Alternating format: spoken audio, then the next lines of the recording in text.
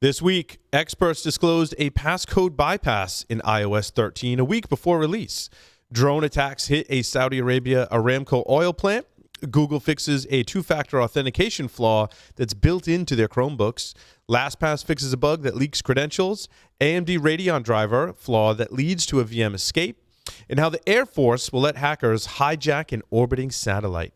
In the expert commentary, we welcome George Avetisov. He's the CEO and co-founder at HYPR Corp. Talk about true passwordless security. All that and more on this episode of Hack Naked News.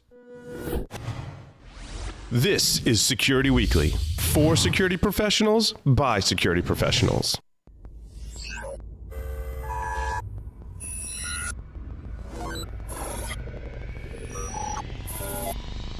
Broadcasting live from G-Unit Studios in Rhode Island, it's the show that brings you the security news each week. And despite popular belief, we do wear pants.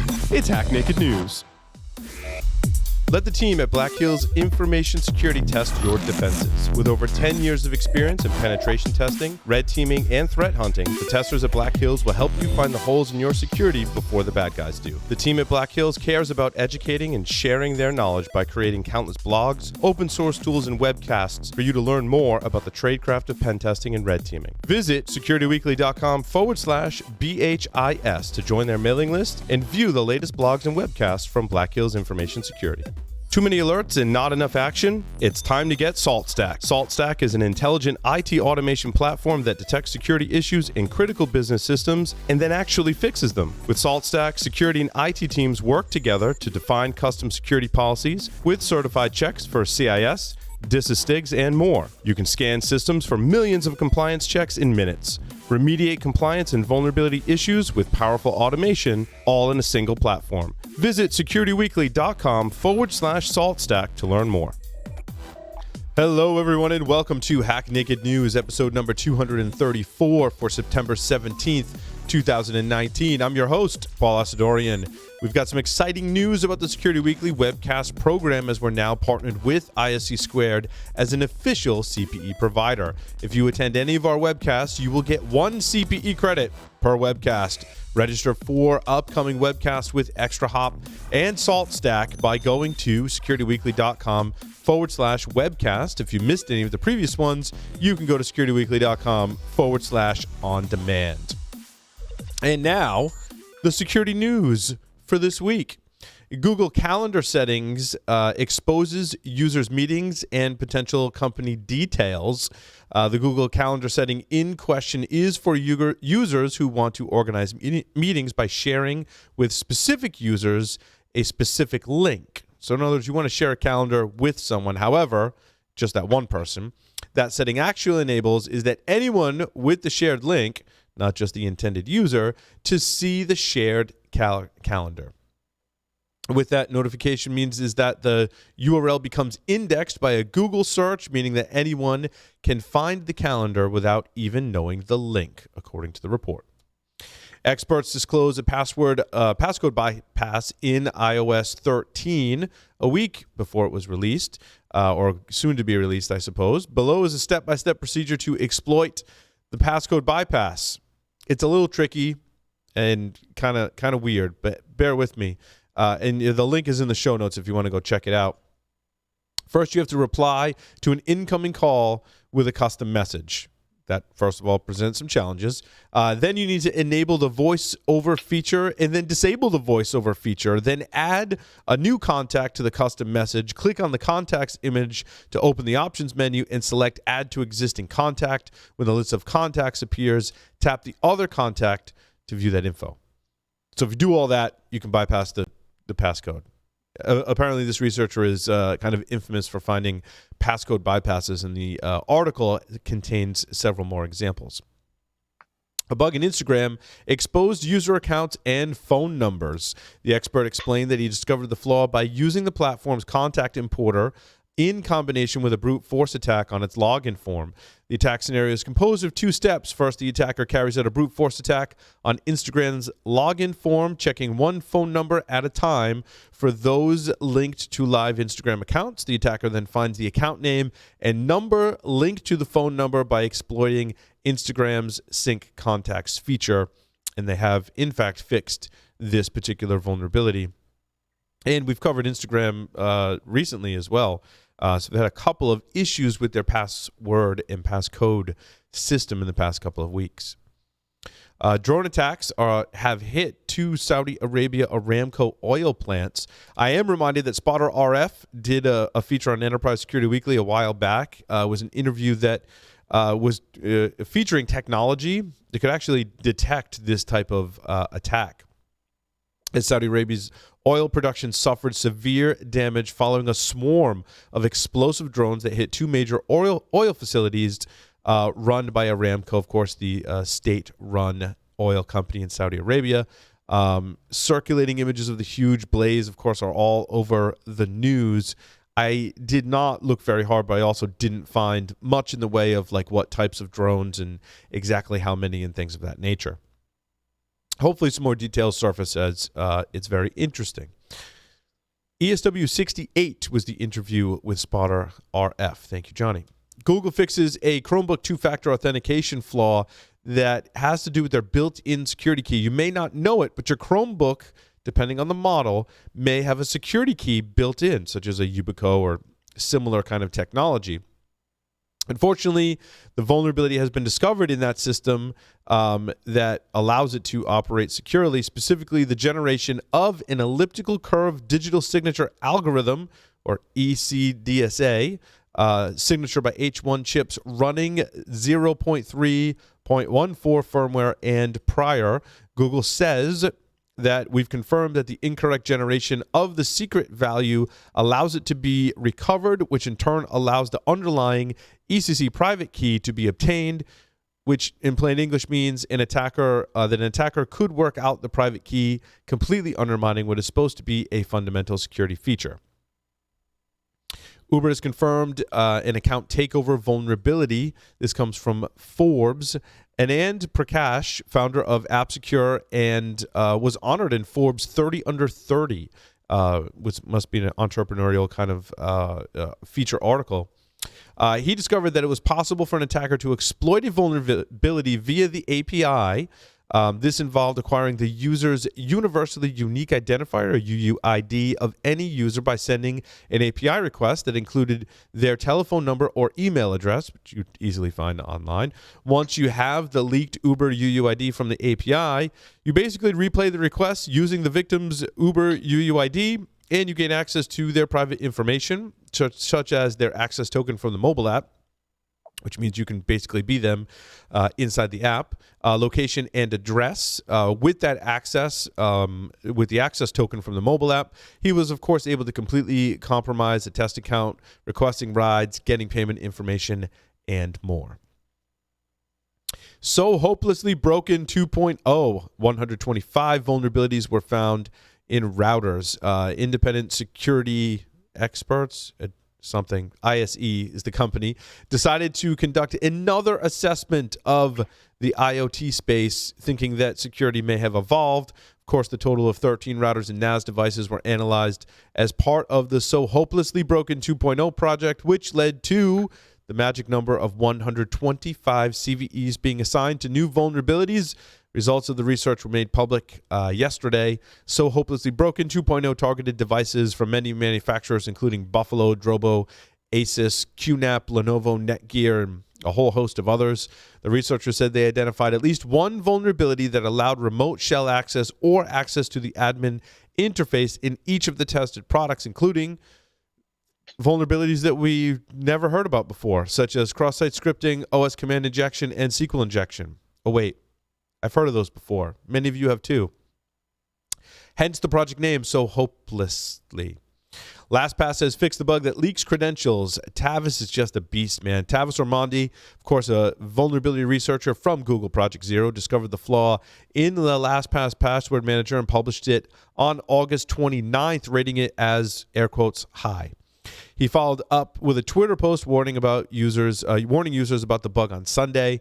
Basically, if a web user running LastPass entered credentials to one site and then surfed to another site, the second site could have unauthorized access to the username and password from the first site. If the second site is malicious, it could put the user at risk of cyber criminals. Thank you, Captain Obvious. AMD Radeon Driver flaw leads to a VM escape. The attack could be triggered a flaw from a VMware guest user mode to potentially execute code on the VMware host. An attacker could theoretically trigger the issue through a WebGL or remote website. An attacker could exploit the vulnerability by supplying a malformed pixel shared inside the VMware guest operating system to the driver. This could corrupt memory in a way that would allow the attacker to gain remote code execution on the victim host machine. This is being tracked as CVE 2019-5049. The vulnerability has a CVSS score of 9.0, in case you're keeping track at home. Cisco Talos is the team that discovered it, reported the vulnerability to AMD earlier in May, but a patch was only released this week. The Air Force is going to let hackers hijack an orbiting satellite. But I didn't read where it would actually be orbiting. But in any case, the Air Force showed up at DEF CON this year. It brought along an F-15 fighter jet data system, not the entire jet, although that would have been really cool. One that security researchers thoroughly dismantled, finding serious vulnerabilities along the way. The Air Force was so pleased with the result that next year at DEF CON, they're going to bring a satellite. That's a promise from Will Roper, the Assistant Secretary of the Air Force for Acquisition, Technology, and Logistics. How's that for a title? Will's quoted as saying, "We have to get over our fear of embracing external experts to help us be secure. We are still carrying cybersecurity procedures from the 1990s, says Roper. He says, "We have a very closed model. We presume that if we build things behind closed doors and no one touches them, they'll be secure. That might be true to some degree, but in an analog world. But the increasingly digital world, everything has software in it." I couldn't agree more, and I love the quote, so I put it in the show. Thank you very much, Will. We'll look forward to hacking your satellites at the next DEF CON. We'll take a short break, come back with expert commentary from George. Stay tuned.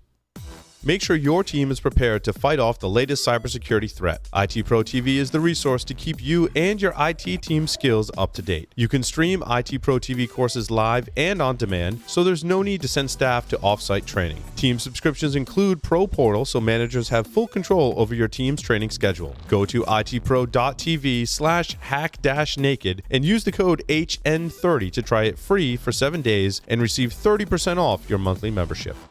The question is simple. Have any of the systems on my network been compromised? The answer is harder than it should be. Enter AI Hunter. Active Countermeasures has automated and streamlined techniques used by the best pen testers and threat hunters in the industry to create AI Hunter, a network threat hunting solution that does the first pass of a hunt for you to identify systems that are most likely to be compromised and scores the results on a scale from 0 to 100. You can then research those systems in depth with AI Hunter. Focus your valuable time on the systems that need your expertise with AI Hunter. Sign up for a personal demo today at securityweekly.com/ACM.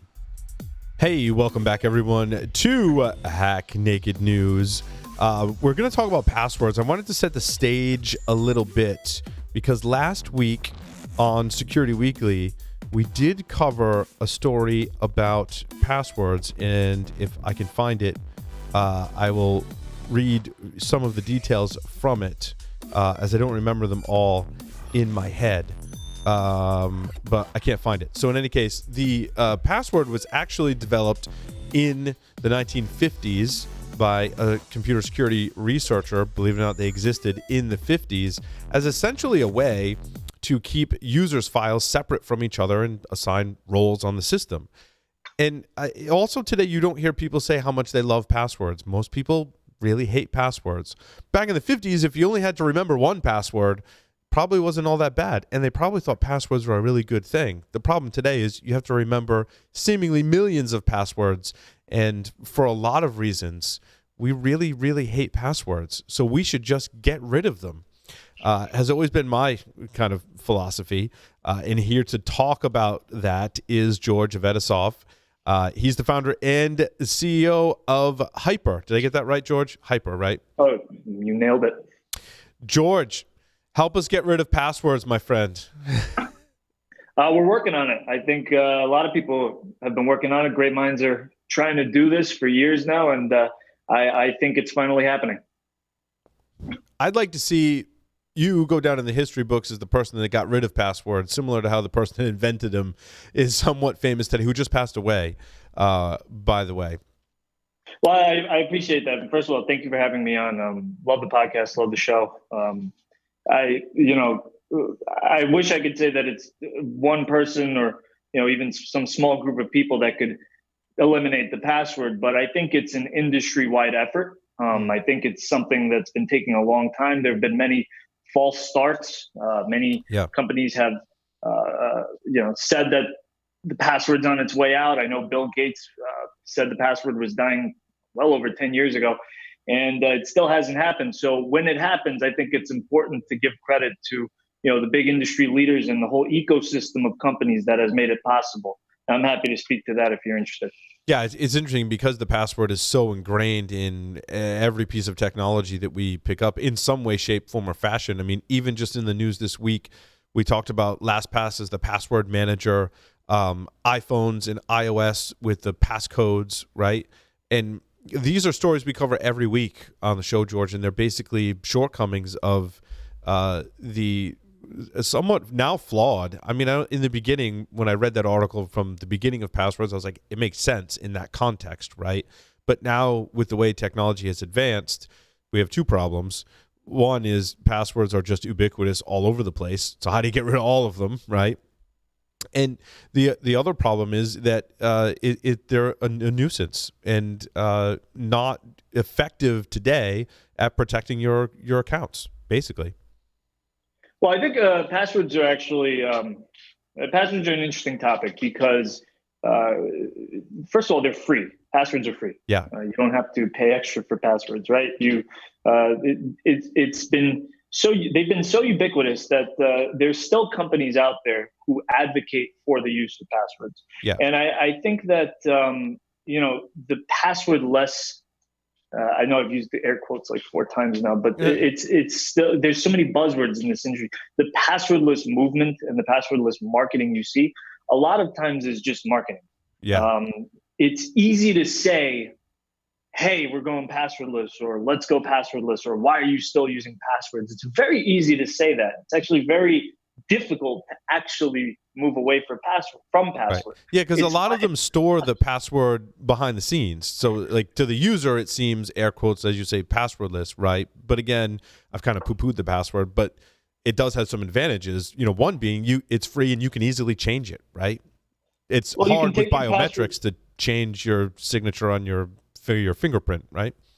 What's happened over the last few years is we've seen a lot of passwordless experiences. Okay, what is a passwordless user experience? Me using my iPhone, using facial recognition or voice recognition, even using a 2-factor PIN or a secret. These are passwordless experiences. In many ways, you're not typing in your password, but your password still exists. And what's worse, you're still relying on shared secrets. So I think one thing that I would love for you to walk away from this is, it's not just passwords that we should be eliminating, it's shared secrets. Yeah. Shared secrets refer to PINs, 2-factor OTP codes, SMS OTP, credit card numbers, debit card numbers. These are all shared secrets, and they're really just different iterations of a password, no matter how you slice it. Agree. Yeah, it's, like with headphones, is the difference between wireless and true wireless. And you're like, oh, I bought some wireless earbuds, but there's a wire that connects the left and the right. It's like, well, wait, there's still a wire here, It's like, I don't know, there's a meme for this, but I can't pull it up right now. It's like, hey, dog, we heard you liked earbuds. But in any case, what do you think is the reason passwords haven't gone away? Just curious. Well, I think one of the good qualities about passwords is they are easily changed, and they're easily stored. For example, right? That's the best I got, George. I mean, yeah. No, that's true. They're you can take them with you. They're free. They're easy. In some ways, they're easy to use. Actually, sometimes it's easier to just type in your password than fumble around with a token or a 2-factor code or something like that. The problem is the bad guys have figured out that passwords and shared secrets are very easy to weaponize for a couple of reasons. First of all, password reuse. It's human nature to reuse passwords, right? So when passwords get breached, they get added to this pool of passwords that hackers are weaponizing. And launching credential stuffing attacks at big organizations. Really what this has done over the past few years is it's lowered the cost of the attack. It's made the attack much easier for the bad guys. And it's really increased the cost of security. You as a company are spending millions of dollars on authentication, multi-factor, two-factor, behavioral authentication. You're building the walls higher and higher, but you still haven't eliminated the password. Why is that? I don't know, George. You put me on the spot here. I thought I was doing the anyway. It's a series of rhetorical questions. That's how I'm flipping it back to you. Well, the reason is the passwords have been ingrained in all of your systems, and shared secrets are all over the place. This is really it. It's no one's fault. That's why I think when we point fingers at vendors, at companies, when it's easy to demonize someone like LastPass, I don't think that's productive. I think what we need to do is acknowledge that we've been using shared secrets for many, many years. And we need to move towards a new system. What our belief is that public key cryptography is the way forward. So if you're familiar with smart cards or YubiKeys or other forms of PKI, you can actually leverage that type of authentication to eliminate passwords. And that's what companies like HYPR are doing. And that's really what Microsoft and Google are pushing companies towards. You may have seen them talking about passwordless this past year. It's how I've configured, remote SSH access into my systems for years. I'm like, first of all, I don't want to have to think of a great password for every single system I log into, right? I don't want other people to even be able to guess my password. So if you flip over to using PKI in an SSH infrastructure, most people are familiar, done systems administration. It's a great system. It's been around for years. Nobody's really deployed it at scale across, large consumer populations or large even workforce populations. It's finally happening now. We've seen a lot of new open standards. FIDO as a standard has been phenomenal. Microsoft and Google are pushing it. HYPR is on the board of the FIDO Alliance. You're also seeing, mobile devices with trust zones and trusted execution environments. These are the ingredients that needed to happen for passwordless to finally take place. But ultimately, it's up to the enterprises, right? It's up to the companies to deliver passwordless authentication to their users. You can't blame the consumers for not wanting to go passwordless or not really using passwordless methodologies. That's why I think the LastPass breach is a symptom. It's not the cause. Yeah. I mean, it's a necessary Band-Aid right now as we get caught up, right? Having a password manager is an interim step, but, as you mentioned, implementing PKI ubiquitously across all these technologies is a collaborative effort. And it sounds like we're heading in that direction. That's right. If you ask, my uncle or one of your parents, do you know what a password manager is? They'll probably say, yes, I may have actually used one. If you ask them, do you know what PKI is? Chances are, unless they're in the industry or tangentially involved, they're probably not going to know what it is. So that's why it's the responsibility of the enterprises and the security practitioners to deliver passwordless authentication to the masses. And it's finally happening. It's been taking years, but here we are. We're actually in a state where Gartner is saying by 2022, more than half of all enterprises will actually have passwordless authentication across the board. That's awesome. Where do let's start with enterprises, right? Where do enterprises start on their journey to go to a true passwordless system? So I'll answer that, but first I like that you use the word true passwordless. I think, this is a term that, we coined the phrase. We've been pushing true passwordless security for a while now. And while I could call it a buzzword, but I think it's important because it delineates that message I said earlier, that there are passwordless experiences and there's passwordless security. And that's what it's important to push that message of passwordless security. That's the way we're going to solve this problem. Your question about where do enterprises start, we've actually seen about a 50-50 split between consumer-facing or workforce-facing use cases. So I think in an enterprise, especially in the financial services industry, they very much see the customer experience as, that's the place where there's a ton of risk. You've got ATO fraud, you've got credential reuse, credential stuffing attacks happening on a daily basis. Deploying true passwordless security there, I think, has been a priority. And then when you get into, large enterprise manufacturing and energy, I think you've got a big risk at the workforce level. You've got a lot of insider risk. You've got a lot of corporate systems that are just completely wide open. Desktops have no MFA in most cases. I mean, how do you log into your workstation? With a password? It is with a password. How long is it? I don't know. I haven't counted. It depends on which system. The fact is, companies have told people to make longer passwords to make them more complex. You know what they started doing? They started writing them down. Yeah. You've got Post-it notes with passwords all over these offices. And I think the desktop is, the second or, even second or maybe even the first use case where enterprises are starting with passwordless. That's the thing you log into the most. Yep. And unfortunately, that's the place you still have a password every day. Mm-hmm. Yeah, and it's better than a lot of the alternatives. Asking about my personal password lengths is, it varies, right? And then it depends on what you log into, and then some of the tricks around that, it depends on how it's configured, right? This account over here, sure, it's a really long password, and Google, for example, does a great job of challenging you for authentication based on a lot of different things, but if I give it my two-factor YubiKey authentication, that's great. But then there are certain circumstances where you're like, hey, I don't want to do that. Text me on my phone, right? So you can kind of play around. There's too many variables across too many systems today. And I am looking forward to technology that can kind of help get rid of a lot of that and standardize on something that is essentially just more secure by nature. To start with. You just described the fragmentation problem. You just said all these different ways of authenticating. Would you say that it's kind of a fragmented experience? Yeah, I adopted YubiKey, and I really got that fragmented experience. Like one provider, they didn't support YubiKey at all, right? Like Twitter, I think, was late to the game, and all they would do is SMS. And I'm like, well, I'm trying to get rid of SMS entirely, right? Then you go to Facebook, and at one time it was only a certain YubiKey that they supported. So I had two YubiKeys, right? But then you go log into your Linux systems in SSH, and I'm like, well, that's a whole different, it's like every system you authenticate to presented different challenges in first how you authenticate, how you do two-factor, and then what all the backup methods are different. Yeah, it is. The more I think about it, the more fragmented it is, George. you just made so many good points. Let me zero in on a couple. The first is passwords. The reason they stuck around for so long is you've got a password, you punch it in, you're in, right? Everywhere you go, right. There's a password. You've got many of them, right? But the user experience is about the same every time. You're going to punch in a password, right?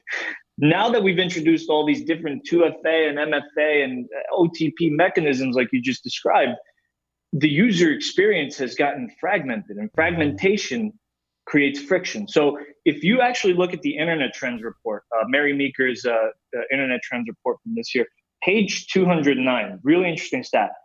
2FA and MFA adoption has actually stagnated over the last 4 years. I can see that. It's mind-blowing. And one of the reasons is companies are not deploying at the desktops. Companies have not deployed it to customers. SMS OTP is basically dead. You've got entire countries like Germany, banks in Germany have moved away from SMS OTP entirely. So I think what you just described is this fragmentation around 2FA and MFA, and let's just call it legacy MFA, that I think is now shifting away, and we're going towards this fully passwordless, mobile-first kind of experience. Would you agree? Yeah, no, I definitely agree, and there's stats to back that up, actually, George, that mobile app usage is on the rise, for sure. It is, and companies are actually incentivizing mobile app adoption by going passwordless. So we have a customer, very large financial institution, deployed HYPR to millions of users, who actually said, you want to go passwordless? You want to have a better experience? Download the mobile app, and you can log into your mobile and web accounts without a password. I could think of no better way of getting people to download your app.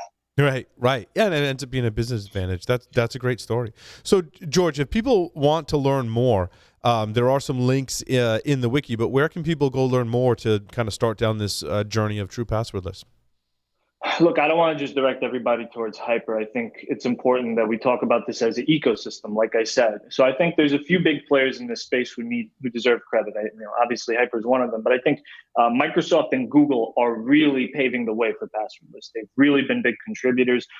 If you look up any of their documentation and thought leadership pieces on passwordless, I think you could really see just how valid the vision is and just how realistic it is. If you want to get deeper into the hows and the nuts and bolts, HYPR is a great place to look. I think I'm a big fan of YubiKey too. Yep. I think YubiKey has done a lot for getting passwordless authentication across the enterprise.